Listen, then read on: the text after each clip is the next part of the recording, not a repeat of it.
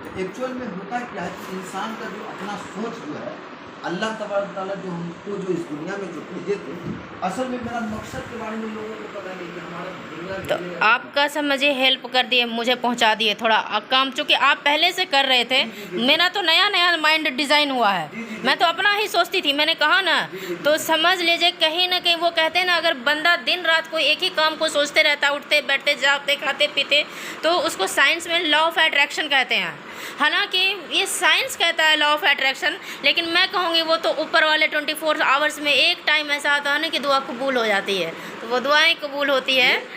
तो आपकी दुआएं कबूल हो गई और मुझे लगता है मेरी दुआएं कबूल हो गई। एक्चुअल में है क्या कि जो आप सोच रहे थे जी अल्लाह ताला ने एक जरिया बना करके आपको मिलवा दिया। जी अब आप देखिए इस शहर के अंदर में जी इतना अच्छा मकान का मिल जाना, इतने अच्छे दोस्त का मिल जाना, इतने अच्छे भाई का मिल जाना और खर्च करने वाले मिल जाना, जी। फिर आपके सोच के हिसाब से मैं सारा काम करने के लिए तैयार हूँ। जी तो इंशाल्लाह हम लोगों का काम बहुत अच्छा देखिए ना, ऊपर वाले ने सेकंडों में आपके माइंड को चेंज कर दिया ना। इंसान ऊपर वाले में कितनी पावर है, बिल्कुल बिल्कुल बिल्कुल। और लोग क्यों परेशान, इंसान के पास जाता है। वो ठीक है, जाना चाहिए, जरिया हाथ पैर मारना चाहिए, रास्ते ढूंढने चाहिए, घर बैठे बैठे भी नहीं होता। मैं आई तभी हुआ ना, लेकिन अब जो हम ऐसे ही घिघियाते रहते रहे, यार दे दो ना, दे दो ना, कर दो ना होता। आपने एक वीडियो, 2 वीडियो सुना, एक 19 मिनट समथिंग सेकंड का, एक 4-5 कुल मिला के 20-25 मिनट, 25 मिनट में आपने कैसा विचार को कैसा चेंज कर दिया। हाँ, इन्होंने बताया कि आप बिजनेस करते हो, पैसे लाते हो, फिर उसे सेवा में लगा देते हो। मैंने कहा मैं यही तो कर रही हूँ, मैं भी पैसे लाने के लिए सोच रही हूँ। मैं खेती कराऊंगी, 7-8 एकड़ ज़मीन है। अब आई डोंट नो कितने ऊपर वाले कितने देंगे। ये लॉकडाउन में, कोरोना में कुछ ऐसे ही नष्ट होते जा रहा है, बट मुझे लगता है कि 10-15 लाख से तो लगभग हो ही जाएगा। तो वो क्या करेंगे, हम ऐसे ही फिर सेवा में लगा देंगे, हम क्या करेंगे। मकान 4 जगह क्यों ना हो, लेटेंगे एक बेड पर ही ना। और जितना ज़्यादा जिसको दौलत में, जब मेरे पास वो जो 1.5 लाख रुपया जो था, 49,049, 1.5 लाख बोलते हैं, 3 लाख कम, 3,000 कम में था। 1,000 कम करके मिलता है ना, 49,000 करके। तो मुझे रात भर फिर से मुझे नींद नहीं आने लगी थी। ये लगता था कि चोरी हो जाए, चकारी हो जाए। अभी बैंक बैलेंस किए नहीं है, सोचते थे 3 दिन के इकट्ठे निकल जाएगा, तब पूरे का पूरा इकट्ठे डिपॉजिट कर देंगे। तो नींद नहीं थी 1.5 लाख रुपया में। और जब जैसे ही डिपॉजिट करके घर आए, खाना पीना छोड़ छाड़ करके पहले फुल रेस्ट किए, है ना। जैन धर्म में जो है जी बाबा लोग होते हैं, जी इनके पास में प्रॉफिट नहीं हुआ, हाँ वो बोलते कि मेरे पास में जब प्रॉफिट नहीं तो पैसे की क्या जरूरत है। अच्छा, आपकी जो सोच होती है ना, आप जब सोचेंगे तो अल्लाह ताला आपके हाथ तक को पहुंचाएंगे। हाँ अभी देखिए कि आप जो यहाँ पे आए, हाँ असल में होता है क्या कि शहर है, जी शहर में कोई एक टेबल नहीं देता है जगह रखने के लिए।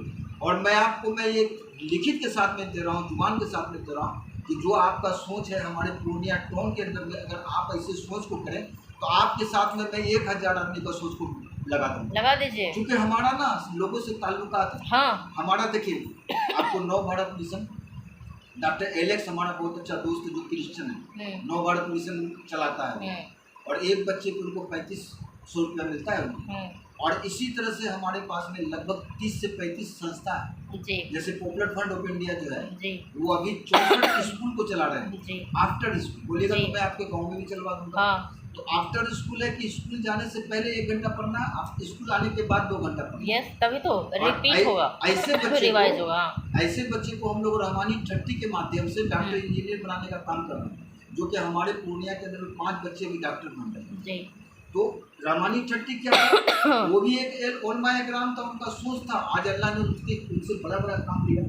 अब लिखिए इमारत सरिया बहुत बड़ा तंजीम जो बड़ा बड़ा काम वो करता है। जी पॉपुलर फ्रंट ऑफ इंडिया जो है आपको बच्चे को स्कॉलरशिप देता है। जी इस तरह से बहुत सारे संस्था के साथ में मैं जुड़ा हुआ हूँ, और अल्लाह का शुक्र है कि जब जब जिस चीज़ की मौका हमको पड़ता है, लोगों ने हमको मदद भी किया, लोगों का काम भी किया। इसलिए ये 40 रूम का ये एक मेरा सपना था।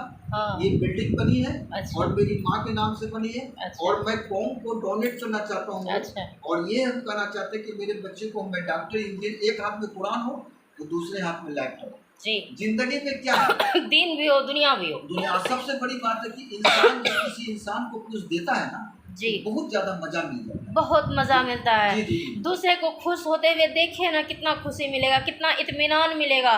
हम तो थोड़ा सा पैसा लुटाए हैं तो हम उतना काम मेरा होते चला जा रहा है, अब मेरा पैसा खर्चा हो ही नहीं रहा है, नहीं हो रहा है।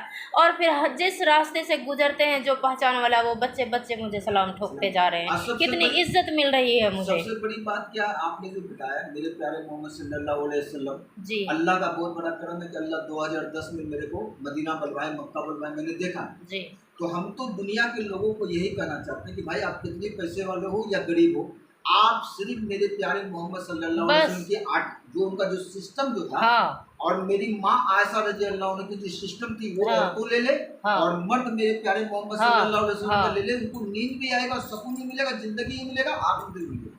आज हम क्या है, लालच हो गया ना, इसलिए ना पागल हो गया सब। इंसान क्या किया जानते हैं, इंसान ना सोच लिया कि दुनिया ही मेरे लिए सब चीज। हाँ, ये तो प्लेटफॉर्म था, हाँ, आपको भेजा गया था चंद दिनों के लिए। हाँ, मैं इस हिंदुस्तान के सारे लोगों को, मैं दुनिया के सारे लोगों को मैं चैलेंज करता हूँ कि एक आदमी अपनी बीवी को खुश नहीं कर सकता है जी, और वो अल्लाह पूरी दुनिया को खुश है। आप देखिए अब ये हालिया कोरोना का जो माहौल है, और ज़रा सा और देखिए ना, इंसान अल्लाह को कैसे भूल गया। सारा सिस्टम तो उन्हीं का है, वही चला रहे हैं। अगर सपोज दैट मैं अगर किसी का भला कर देती हूँ ना, दिन में 4 बार मुझसे मिलने आते हैं, अरे ये ना सोचो मैं तो जरिया हूँ, उनका ना थैंक्स करो 4 बार, उनको ना सजदे में जाकर के नाम लो।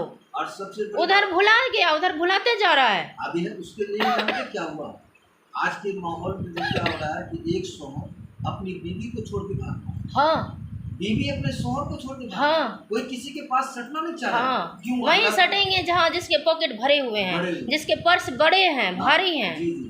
तो अल्लाह ताला जो इस दुनिया के अंदर में जो अभी निजाम को पेश किए ना, जब जब इंसान के अंदर में बिगाड़ पैदा हुआ था तब तक नबी को भेजा गया था। तो आज तो नबी कोई आएंगे नहीं। मेरे प्यारे मोहम्मद सल्लल्लाहु अलैहि वसल्लम बताए थे कि दुनिया में जो लोग हो अच्छा इखलाक से पेश आओ, आप अच्छा काम। अल्लाह ताला ने कुरान भेजा, जी कुरान को समझने समझाने के लिए, कैसे चलने हैं वो प्रैक्टिकल दिखाने के लिए नबी को भेजा। नबी को अब तो दोनों चीज भेज ही दिया, भेज ही दिया। अब क्यों पागल होते जा रहे हैं हम जी, लोग। बिल्कुल सही। हाँ, इंशाअल्लाह मैंने आपकी बात को सुन के बहुत मुतमईन हुए और माशाअल्लाह मैं आपके कदम पे कदम चल के चलाऊंगा, क्योंकि हमारे को पता है कि जब मक्का से हजूर सल्लल्लाहु अलैहि वसल्लम को जब भगाया जा रहा था तो बहुत रो रहे थे। तो अल्लाह ताला जो ने जिब्राइल को भेजे कि जिब्राइल जाके पूछो कि मेरे प्यारे मोहम्मद सल्लल्लाहु अलैहि वसल्लम क्यों घबरा रहे हैं।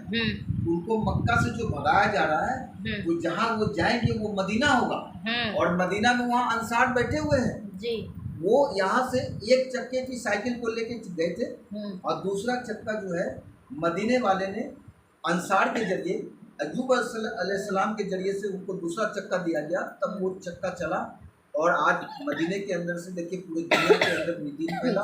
और अभी भी वहाँ पे एक जगह है जिसका नाम है सुफवा, जिसमें कि कुरान को आज भी सिखाया जा रहा है। और आपका भी मिजाज यही है कि मैं दुनिया में जो हमको अल्लाह ने दिया मैं सिखाना मैं दे दूँ। तो इंशाअल्लाह मैं आपकी जो सोच है, एक तो पेट है, कितना खाएंगे। मैं तो बता दूं, मैं 2 रोटी सुबह खाती हूँ, जी जी 3 दिन में खाती हूँ, फिर रात में 2 खाती हूँ, 2 2 4 3 7 रोटी खाते हैं। जी जी अब थोड़ी मेरी तबीयत भी ख़राब रहने लगी, मैं ड्राई फ्रूट्स नहीं खाती, नॉन वेज नहीं खाती, सब्जी में भी मैं सिलेक्टेड सब्जी खाती हूँ। हाँ, फल फ्रूट्स लेते हैं, मिल्क ले लेते हैं, कुछ चीज़ लेते हैं, और सोएंगे तो एक ही ठो बेड पे ना। जी जी जी जी जी बहुत अच्छी। और क्या चाहिए। नहीं बिल्कुल बिल्कुल बहुत अच्छी बात, बहुत अच्छी बात।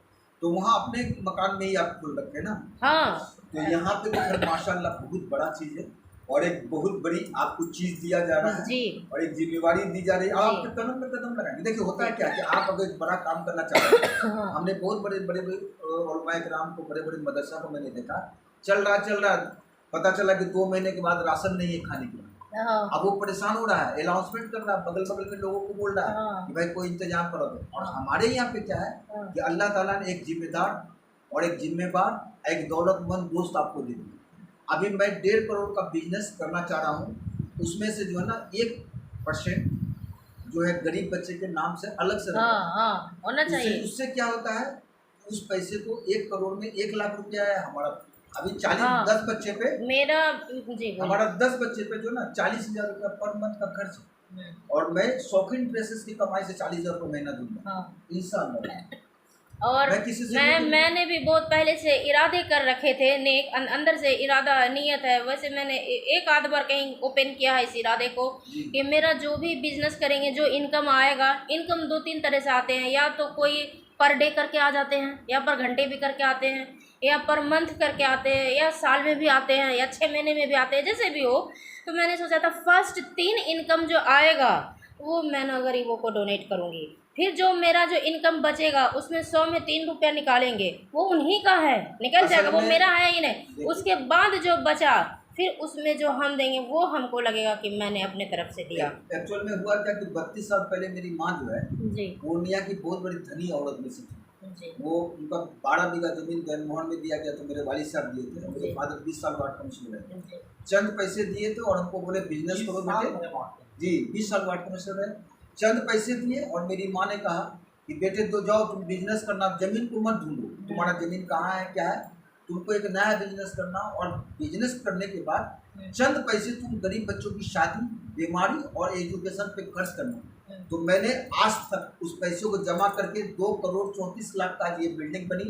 ये ज़मीन जो है मेरी माँ का एक शौक था, अल्लाह के वास्ते मैंने उनको दे करके इस दुनिया से मेरे को भी जाना। पर तो है क्या, माँ हयात में है? नहीं मेरी माँ इंतकाल कर गई। तो अभी वो आपके ये आपके नाम पे है? ये हमारे नाम पे। अच्छा जी। तो और आपके भाई बहन सब होंगे? सब अलग अलग अपना सारा तो उसमें अब आपका हिस्सा नहीं न रहा? नहीं, इसमें तो सिर्फ मेरा है, अपना है ना? हमारा ठीक है। और हमारा खुद का है। और अल्लाह का शुक्र है मेरी 4 बेटियां हैं, मैं अपने बेटियों को भी 30-35 लाख का प्रॉपर्टी दे दिया, जमीन दे दी है। हमारी वाइफ डॉक्टर, उनको भी मैंने 2 करोड़ का बिल्डिंग दे दिया। अब कहीं किसी की कोई लाइबिलिटी नहीं है। नहीं। तो हमको कल ये हाँ, कहें फिर कि हाजी हिसाब साहब- होने लगता है ना। नहीं ऐसा होता हाँ। नहीं, कभी हाजी साहब ना सारे चीज को शक्ति दे अब दिए। मेरा भी हिस्सा चला गया। हाँ, donate मेरा कर क्या दिए। होता? हाँ, हमने सारे लोगों का जो हक था, सारे कर्जे उतार दिए, हाँ, सारे सारे को हक मैंने दे अदा दिए। किया। अब जो है वो आपका है, अब आपकी मर्जी है हमारी और मर्जी। आपकी खुशी है कि लोगों का भला करें। और हमारा जो ना एक आदत सा बन चुका है 32 साल से, मैं सोशल काम अगर नहीं करता तो मेरे को नींद नहीं आती। मेरा एक सोच, क्योंकि ये आपका शौक है, जुनून है, आप हर टाइम यही सोचते हो। और इंसान को जिस चीज़ के पीछे इंसान क्रेजी हो जाता है ना, जिस चीज़ को पाना चाहता है, जिस काम को डन करना चाहता है, वो हर पल सोचते रहता है। और जब डन होता है ना तभी ना इत्मीनान मिलता है। वो होगा ही नहीं, होगा ही नहीं, पेंडिंग में रहेगा तो नींद कहाँ से आएगी? अब वो होता है क्या कि कुछ लोगों का शौक होता है कि मैं 4 चक्का चलाऊं, और मेरा शौक है कि भाई 4 चक्का की जगह पे मैं तो 2 ही चक्का पे घूमती हाँ, हूँ, 2 वही खुला खुला लगता है, सब कुछ थोड़ा सा देख उख भी लेते हैं। और नहीं, इस पैसे से जो है ना हाँ, हमारे 20 विधवा औरतों के बच्चे को अगर कुछ काम आ रहा है उतने तो 4 चक्के पैसे में मैं घूमूं और किसी का पेट भूखा है, जाके चूल्हा तो देख लो पहले, अपने घर का चूल्हा जलाने से पहले जी। बगल वाले का चूल्हा कभी देखा? जी जी। अभी नहीं देखा। रमजान के मौके पे हमने देखा कि बहुत सारे बच्चे के घर से रिपोर्ट मिला कि नमक रोटी खा करके वो अफ्तार किए, बताइए। भुजिया और भात खा के उन्होंने अफ्तार किया। तो अल्लाह का शुक्र है कि पॉपुलर फ्रंट ऑफ इंडिया की तरफ से हमको कुछ ताउन मिला।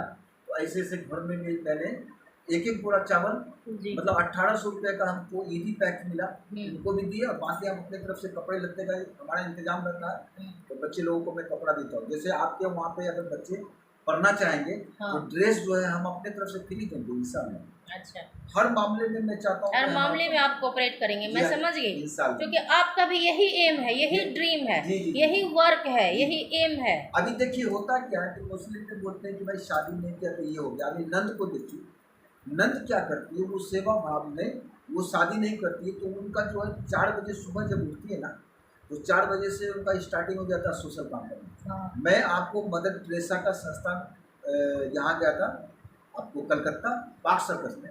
4 बजे सुबह उठकर मैं देखा नंद को कम से कम 150 नंद जा रही है सेवा करने। जो बीमार मूढ़ी उठा के खा नहीं सकता उनको मूढ़ी खिलाती है। असल सेवा का काम तो मदर टेरेसा के संस्थान में जाके जी। जो काम मुसलमानों का जिम्मा में था आज क्रिश्चियन कर रहे हैं। वो कर रही है, मुसलमानों का काम था, मुसलमान का काम क्रिश्चियन का क्रिश्चियन कर। क्वेश्चन कर रहा तो है। इंशाअल्लाह रहमान देखिए हमारा भी मकसद यही है कि जात बिरादरी धर्म को मैं नहीं पहचानता हूँ। पहले और मैं आप इंसान लोग है ना, जी, दो मैं बातों बोलती हूँ में- दादा दादी 2 ही थे, वहाँ से फैल गया ना। बाद में न जात पात धर्म भेदभाव हुआ। अगर ऐसा रहता कि अल्लाह ताला को हिंदू पसंद नहीं होता तो उसके लिए कहीं आसमान से कुछ टपका के देता ना, या मैं ज़्यादा अजीज़ होती तो मेरे लिए कुछ यूनिक ला के देता ना, हमारे सिंग होते ना, कुछ तो डिफरेंट होते ना। एक के ज़मीन से फसल उपजता है वही खाते हैं, यहीं पे घर बसा के रहते हैं, जिस्म का स्ट्रक्चर सेम है, सब कुछ बराबर दे दिया, काटते हैं तो कलर भी रेड ही निकलता है। ऊपर वाले ने भेदभाव किया ही नहीं। उन्होंने कहाँ पहले हिंदू मुसलमान सिख क्रिश्चियन बना करके बांटा था? नहीं बांटा था ना। और वैसे भी हमारे कुरान शरीफ में है ये लिखा हुआ कि वो इंसान, वो शख्स, यहाँ मुसलमान नहीं कह रहा है, हिंदू नहीं कह रहा है, वो शख्स जो सुबह शाम अपने दिल को साफ़ करता है, एक दूसरे को माफ़ करता है, बेशक जन्नत जाएगा। तो उसमें तो क्रिश्चियन भी हो सकता है ना, हिंदू भी हो सकता है ना, कोई भी हो सकता है ना। और एक वाकया भी तो है ना, ये हमारे पैगंबर जो है वो देखे कि एक जनाजा जा रहा है जी, और वो ईमान वाला नहीं था जी, तो लोगों ने कहा कि भाई कल क़यामत के दिन आपको जवाब देना पड़ेगा, तो वो ईमान में क्यों नहीं दाखिल हुए थे? जी, आज हमारी कोताही थी कि हमारे पड़ोसी वो अच्छा इखलाक नहीं मिल पाया, वो हमारे इस्लाम को नहीं मान पाया, नहीं समझ पाया। वरना इस्लाम धर्म के एक ऐसी धर्म के लिए कलमा कोई नहीं पढ़ सकता। अब पढ़ाने की कोई जरूरत नहीं, उनको तो सिस्टम अच्छा लगता है, सिस्टम अच्छा लगता है ना, सच सच होता है ना, गलत गलत होता है ना। इंशाअल्लाह। आप जो है मैं दिल्ली में थी ना, तो वो जो घर मकान वाले थे तो मेरी थोड़ी सी बात अखलाक से, अच्छी बात विचार से, पता नहीं कैसे बन जाता है कांटेक्ट, पहचान बन जाता है, ये तासीर भी उन्होंने ही दिया है, ऊपर वाले ने ही। तो एक बार यूं ही बैठे बैठे गुफ्तगू होते होते ना थोड़ी सी जो है तो धर्म पर गुफ्तगू हो गई। तो वो बोलने लगे कि वो जो बीच में नहीं चल रहा था कि तलाक जो होता है उसको बैंड कराया जाए जो है तो बोलते बोलते फिर हम बोले आप जो इस तरह से बोल रहे हैं, पहले आप अपने ही किताब को पढ़े हैं ठीक से? आप पूजा करते हैं भगवान का स्ट्रक्चर बना करके, खुद ही बोलते हैं कि भगवान एक है, ईश्वर एक है, कितने ठो मूर्ति लगा रखे हैं, ये शंकर भगवान है, ये फलना भगवान है, ये चिल्ला माता है, अब खुदे बना देते हैं, खुदे भसा देते हैं। आपके भी तो किताब में लिखा हुआ है ना कि भगवान की अक्स नहीं है, प्रतिमा नहीं है, फिर काहे बना दिए?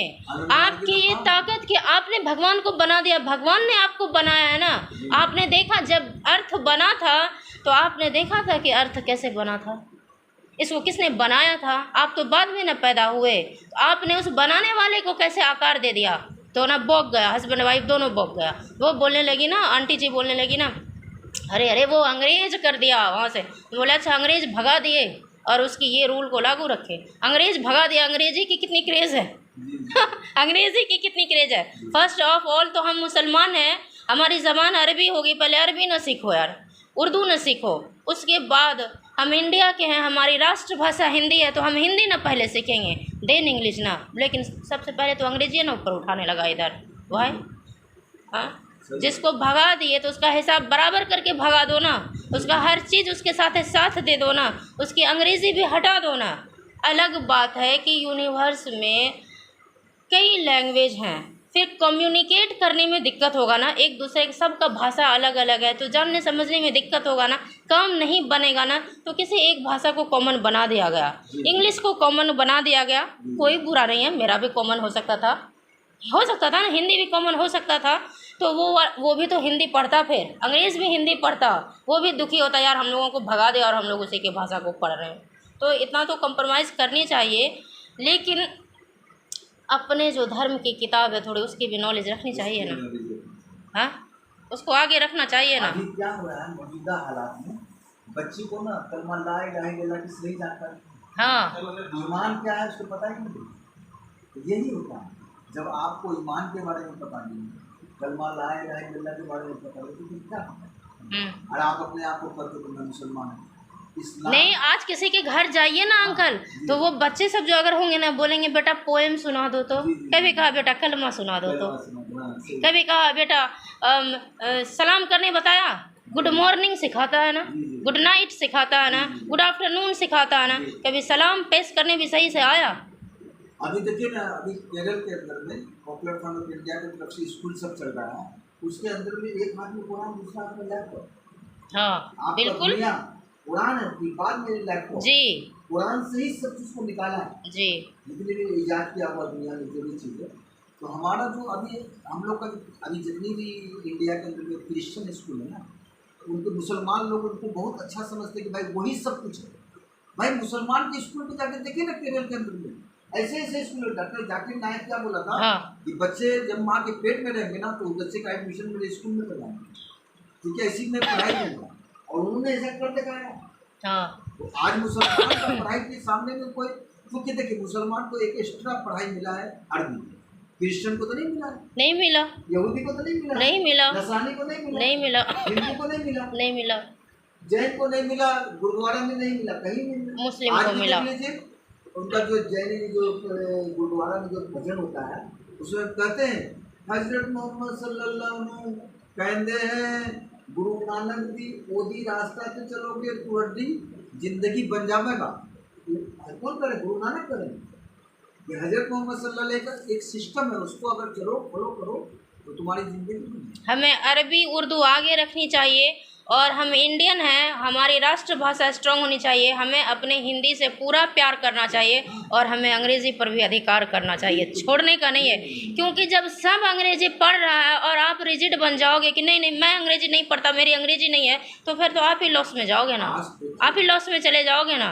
तो अगर अंग्रेज़ी नहीं पढ़ेंगे तो मेरे मुंह पे जो आकर के मुस्कुरा के जो 4 बात अंग्रेज़ी में चला जाएगा, हमको लगेगा मेरा तारीफ़ कर गया चूँकि मुस्कुरा रहा था, अब पता चलेगा कि गाली ये दे के चला गया। और सबसे बड़ी बात क्या है कि इल्म एक ऐसी दौलत है जो इंसान को सीखना चाहिए। जी आज हम पूछते हैं कि इंग्लिश जो जी अंग्रेजी अगर आप जानेंगे, आपके अंदर में ट्रांसलेट करने की पावर होगी। जी एक उलमा इकराम को 6,000 रुपया महीना मिलता जी है, जी। और मैं कहता हूँ कि आप इंग्लिश सीख लो, मैं 9,000 रुपया महीना। भंसार का एक बच्चा बोल रहा था अंकल जी। कि एक कहीं कहीं उधर ही भंसार का ही कहीं लोकल एरिया का कोई एक फॉरेन में या कहीं पर देहांत हो गया उसका, अच्छा, तो उधर की टंग लैंग्वेज इंग्लिश थी और इधर नहीं पढ़ा लिखा था इंग्लिश।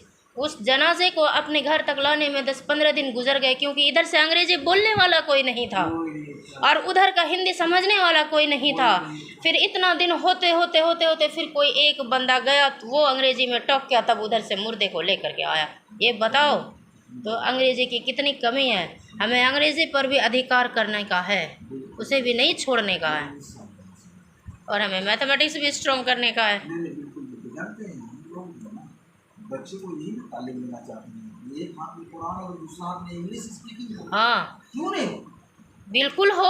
मदीने के अंदर मैंने देखा था एक स्टूडेंट को लैपटॉप लेके जा रहा था बच्चा, क्या है कि इंग्लिश में पढ़ा, मदरसा में पढ़ने वाला बच्चा इंग्लिश में पढ़ रहा है। हाँ पढ़ना चाहिए, आज पढ़ना हमारे चाहिए, बच्चे- सब कुछ आज हमारे पढ़ना बच्चे चाहिए। इंग्लिश नहीं जानने की वजह से उलमा इकराम को बेचारे को परेशान मुझे तो यहाँ तक मेरा तो दिल ये भी करता है ना कि संस्कृत भी पढ़ा दो, बिल्कुल। तब तो जानेगा।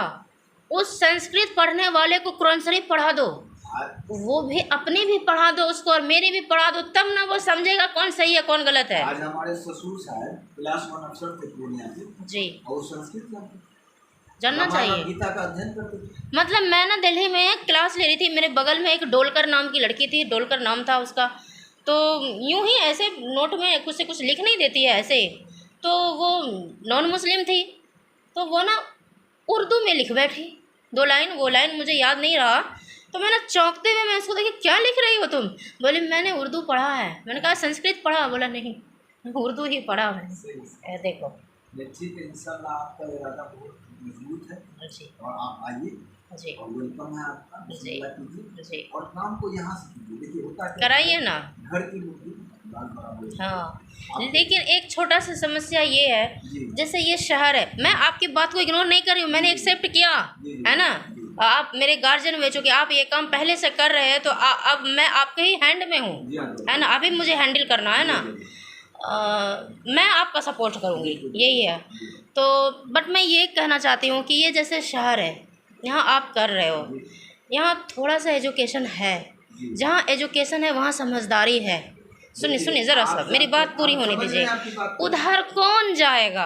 आप मेरी बात को समझ लीजिए। मेरा उधर भी स्टार्ट करा दीजिए। नहीं, आपका उधर होगा। हाँ यही अभी बोल मैं रहे हैं, बताता हूँ। अभी यहीं से स्टार्ट करा दीजिए। अभी वहाँ के बच्चे को यहाँ ले आएंगे, जानते हैं? लेकिन बहुत सारे बच्चे ऐसे हैं ना जो नहीं आना चाहेंगे। 1 रुपया पॉकेट में है ये नहीं है, देखिए, उसको भी दिमाग में रखिए। रहमानी 30 का जो सिस्टम जो है, हाँ वो साल में सिर्फ 30 बच्चे को लेते हैं, डॉक्टर इंजीनियर हाँ। बनते हैं। वो गांव के बच्चे भी तो रहते हैं, हाँ वो भी तो एग्जाम दे करके वो पास करते हैं, तब उनको लिया जाता है। हमारे हाँ। गांव के बच्चे को, जो टैलेंटेड बच्चे जो होंगे, हाँ। मैं उनको जब शहर में ला करके उनको टैलेंट बना करके डॉक्टर इंजीनियर बनाऊंगा। जिस गांव में बनाइएगा ना एक बच्चे को, आपका गांव के अंदर में जो बच्चे नहीं पढ़ने वाले वो भी आएंगे। बात ये है ना कि वहाँ अभी ABCD भी नहीं जान रहा ना। टैलेंट आपको उसके कारोबार कराने में नजर आएंगे। आप घास छिलवा के देखो ना, आप खाना बनवा के देखो ना, बर्तन मंजवा के देखो ना। वहाँ अगर आप बारीक से देखे रहेंगे ना, माइंड को कंसंट्रेट करके, तो आपको उसका है ना क्वालिटी पता चलेगा, क्वालिटी पता चलेगा। लेकिन अब ABCD भी नहीं जान रहा है तो आप एजुकेशन में कैसे चेक करोगे? असल में होता क्या है, मार्केट एरिया की तरफ से जी जितनी भी मस्जिद है, जी सारे मस्जिद में आफ्टर स्कूल बनाया गया। जी इसलिए बनाया गया था कि बच्चों को अच्छी तालीम देने के लिए। जी बाकी होता क्या है कि सरकारी स्कूल जो बच्चे के लिए होता है, वहाँ पैसा मिलता है, ड्रेस मिलता है, तो बच्चे का रुख उधर चला जाता है। हाँ इसलिए बहुत बार ऐसा होता है कि आप जब किसी चीज़ को कॉमन कर दीजिएगा, उसकी कदर वैल्यू नहीं होती, कद्र नहीं होती। देखिए क्रिश्चियन में क्या है, वो पैसे बहुत लेते हैं, उसी में से और उसी में जाता है। हाँ, उसी में 10 बच्चे को नहीं लेते। आप सिस्टम वो कीजिए, बहुत पैसे लीजिए, पढ़ाइए, अभी 10 बच्चे का पैसा मत लीजिए, उस बच्चे को टैलेंट बनाइए। ये सिस्टम कीजिए। गांव के अंदर में आपने देखा होगा, किशनगंज के अंदर में स्कूल खुले, इंसान स्कूल बहुत मेहनत किया। आप तनहा आदमी हैं, आपको कहाँ कौन मदद करेगा? बच्चे पढ़ने के लिए बड़े एक्टिव हैं। एक बार आप गांव उतर के देखो नहीं, ना, हम तो जानते हैं। आप गांव उतर के आपके पास देखो। में कितने बच्चे होंगे? मैं ना 2 से ढाई महीने मुझे हुए हैं भागलपुर से चपहरी जाने में। उस 2.5 महीने में मैंने सिर्फ 10-15 दिन पढ़ाया है।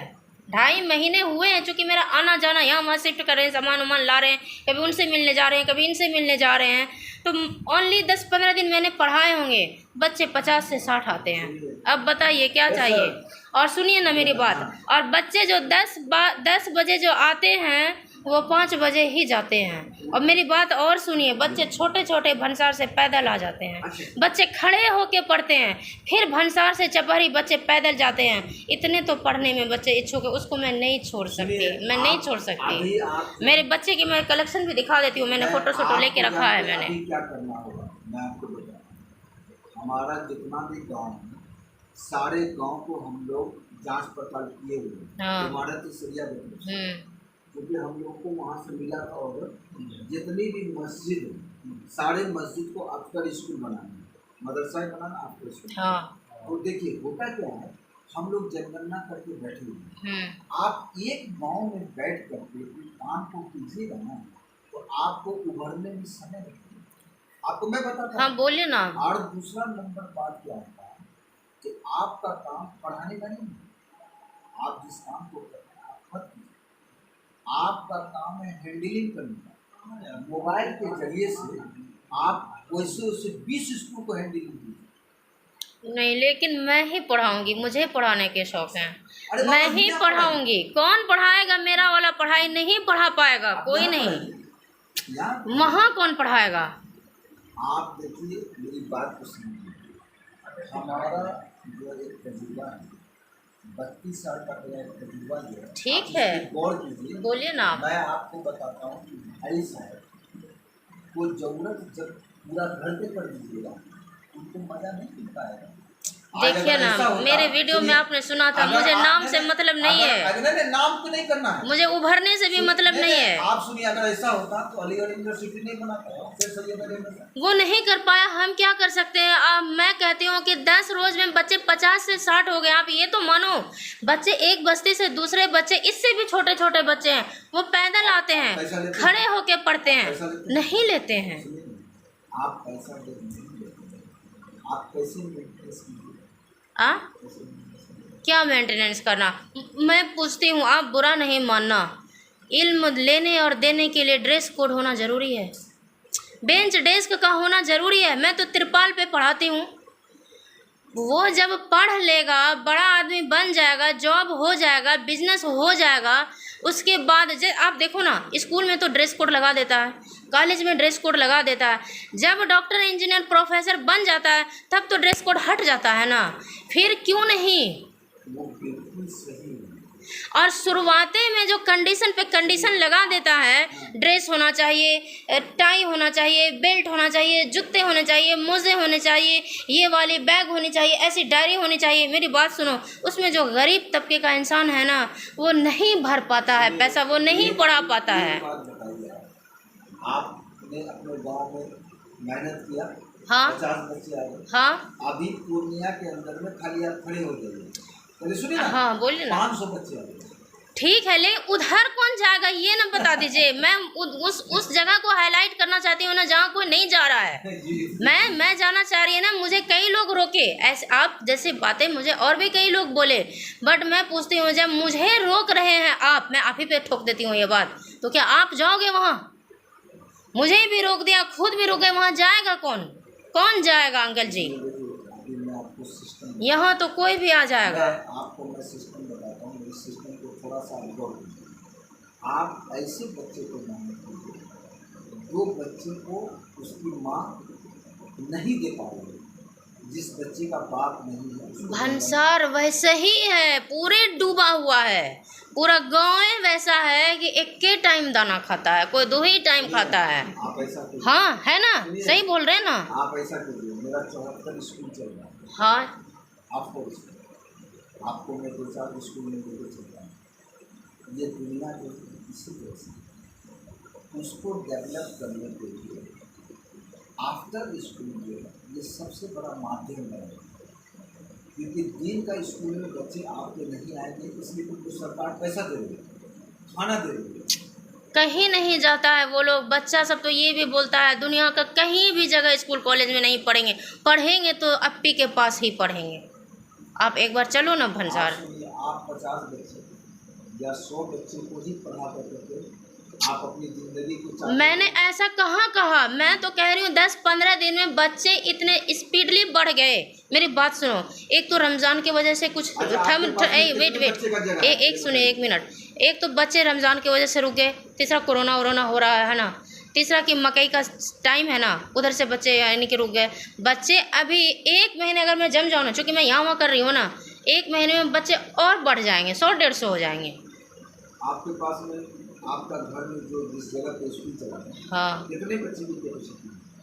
आप चल के देखिए ना, 8-9 कट्ठे ज़मीन है, हाँ, 8-9 कट्ठा है बना हुआ मकान में कितने बच्चे बैठ सकते हैं? मेरा जो 8-9 कट्ठा ज़मीन है ना, जैसे यहाँ से मान लो इस तरह से यहाँ तक ज़मीन है, सपोज दैट है ना, तो ये इधर रोड है, यहाँ से इतना सा दरवाज़ा के लिए जगह छुटा हुआ है, इतने सा पे मेरा घर बना हुआ है। 100 बच्चे 1 मिनट सुनिए ना, इधर मेरा आंगन है और इधर मेरा बाड़ी है, ठीक है, तो इतनी है। और माइक के थ्रू तो मैं पढ़ा ही सकती हूँ ना डिजिटल बोर्ड पे। डिजिटल बोर्ड पर आजकल इंटरनेट का ज़माना हो गया, ऑनलाइन हो गया। कोरोना में तो ऐसे भी लॉक लग गया, घर बैठे ही सब कुछ हो रहा है ना, घर बैठे ही हो रहा है ना हर एक चीज़। तो मैं तो नेट वालों को भी पढ़ाऊँगी, तो वो भागलपुर में रिसर्च सेंटर है ना मेरा, मैं उस सर टीचर का भी थोड़ा मैं आपको वीडियो दिखाऊँगी, फिर आप वहाँ से भी कुछ बातें समझेंगे। और जो है तो आप मेरे घर चलो ना, मैं माइक पे सबको बैठा करके पढ़ाऊँगी ना, मैं त्रिपाल पे, जगह मेरा अच्छा खासा है ना, ऊपर फिर मैं बिज़नेस करूँगी ना, फिर ऊपर में जैसे कि पूरा बाउंड्री डाल करके उसको, फिर उसके ऊपर मंजिल पे मंजिल बना दे, चारों बगल बस बाउंड्री देंगे और पूरा का पूरा हॉल रहेगा, पिलर रहेगा बीच में सपोर्ट के लिए, और उसमें फिर क्लासेस चलेंगे। देखिए मैं आपको अभी फिर से बताता हूँ कि जिस काम को आप करना चाहती हैं, मैं गांव से ही करना चाहती हूँ, मैं ये इरादे तो मैं नहीं चेंज कर सकती। आप कीजिए, हाँ जिस काम को करना आप चाह रही हैं, मैं ये काम को कर लिया, हाँ मैं करके बैठा हूँ।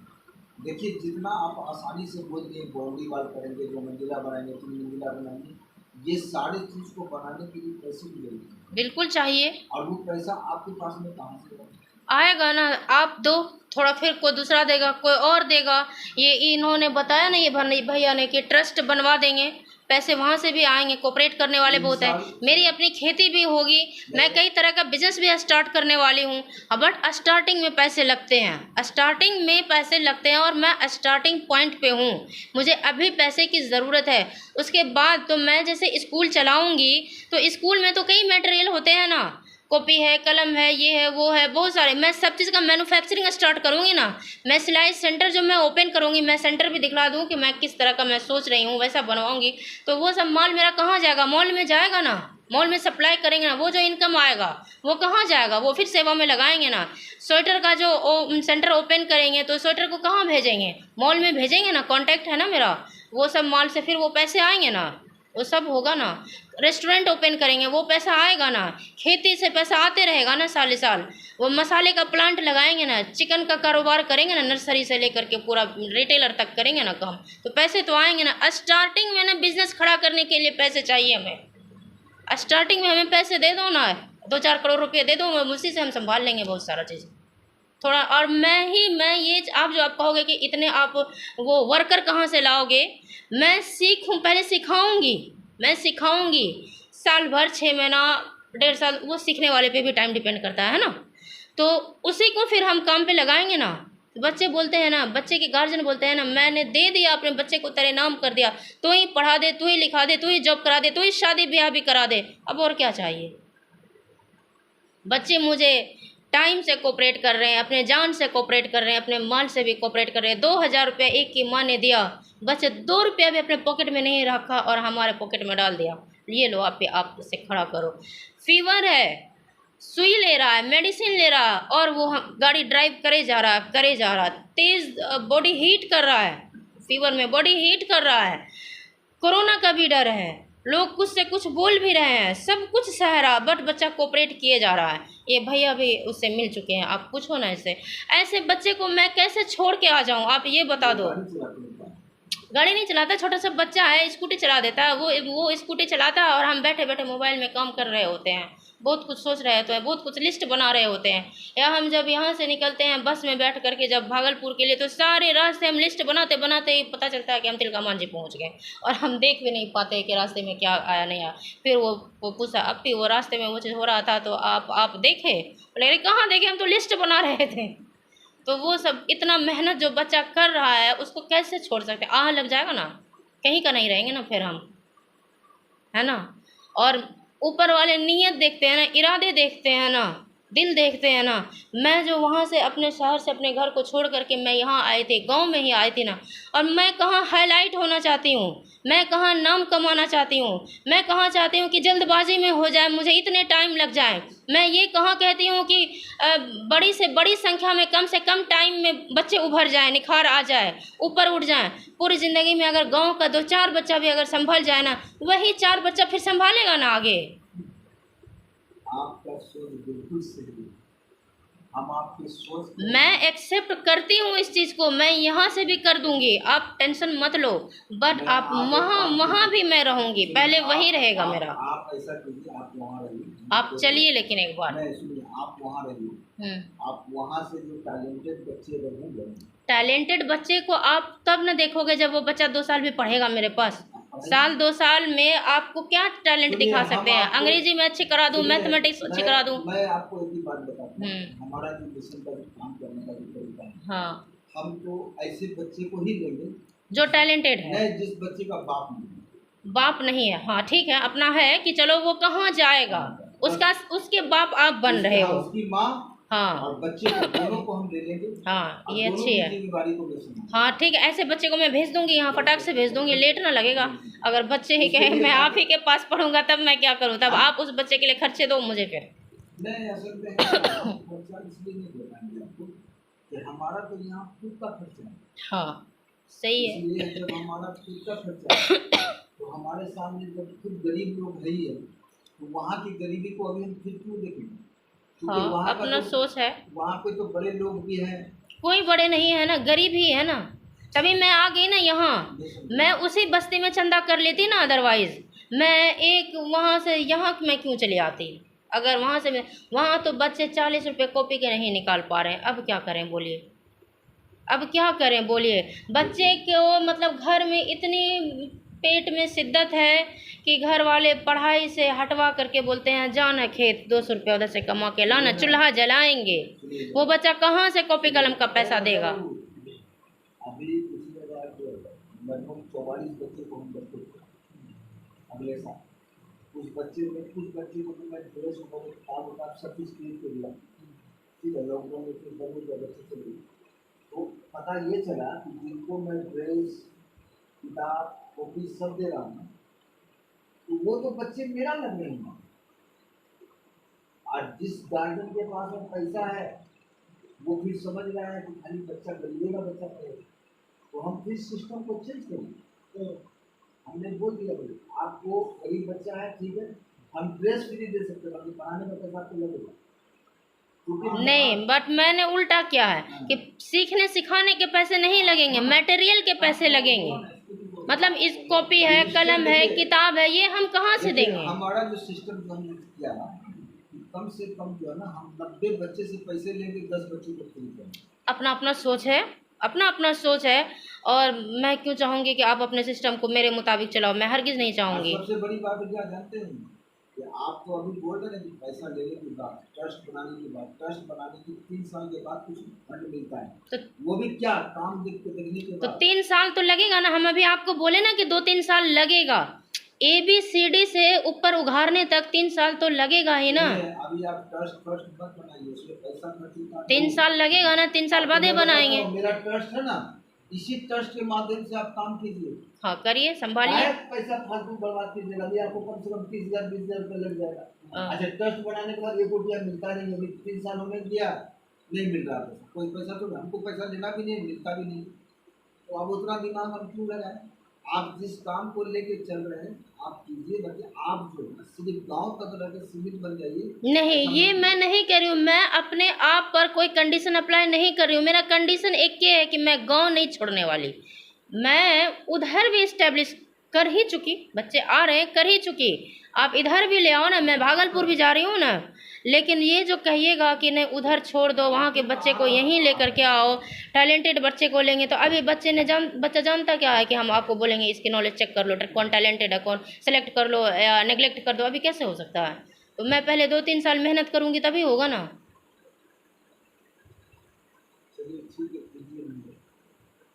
मेहनत कीजिए, अल्लाह ताला आपको जो है ज़्यादा से ज़्यादा हिम्मत दे जी कीजिए। और हम तो बस एक ही चीज़ को देखें कि बहुत मेहनत की, और होता क्या है कोई साथ देने वाला नहीं होता है, साथ सिर्फ अकेले अपने आप को ही करना पड़ता है। मैंने तो सारी बातें बयां कर दी है। आप जो बताए ना, तो ये जब इंसान अभी जैसे मैं खुद मजबूर हूँ, हमारा खुद का कारोबार है, 40,000 रुपया मैं खुद अपने बच्चे को दे सकता हूँ, तब बच्चे की माँ बच्चे को मैं ला रहा हूँ, वरना नहीं ला रहा। देखिए, मेरा और आपका एक के काम न है, ये थोड़े ना है कि मेरा और अपना। हम ये भी बोले ना अपना और पराया क्या होता है, क्यों हिस्से पखेड़े लगाए जाते हैं। मेरा भी उद्देश्य यही है कि हेल्प कर देना, मदद करना, आपका भी उद्देश्य यही है। तो मैं ये हरगिज़ नहीं चाहूँगी कि मैं पहले अपना बाद में पराया, ये नहीं, लेकिन हाँ अपना भी रहेगा, ये है। अभी जो 1.5 लाख रुपए हाँ, तो आपके पास में था तो आपके पास में था तो आप कर लिए। हाँ, जब पैसा नहीं रहेगा तो कैसे कीजिएगा, ये हमारा काम है, तो उसके लिए तो अर्निंग करना। ऐसे ना वैसे भी एक जगह से दूसरे जगह शिफ्ट होने में 1-1.5 लाख रुपया से भी ज़्यादा निकल जाता, क्योंकि कुछ था ही नहीं। आप सिस्टम चलाते हैं तो आप जानते हैं। अच्छी बात है, आप जो ना कीजिए, इंशाल्लाह जहाँ तक होगी इंशाल्लाह मैं आपका साथ दूंगा। और हमारा Mariam mission English school Purnia में है, आप जो है ऐसे बच्चे अगर हों जिन बच्चे के हाँ, जिनके माँ बाप नहीं है, मैं उनके घर जाके अच्छा सिर्फ बाप नहीं हो, तो ये भी कंडीशन है कि उसके माँ और बेटा दोनों साथ साथ आए, ऐसा नहीं ना है। अगर बच्चे को माँ को भी अगर रहना चाहती है, अगर रहना चाहती है तो, अदरवाइज सिर्फ बच्चे आ सकते हैं ना। हाँ ठीक है, ठीक है, तो ठीक।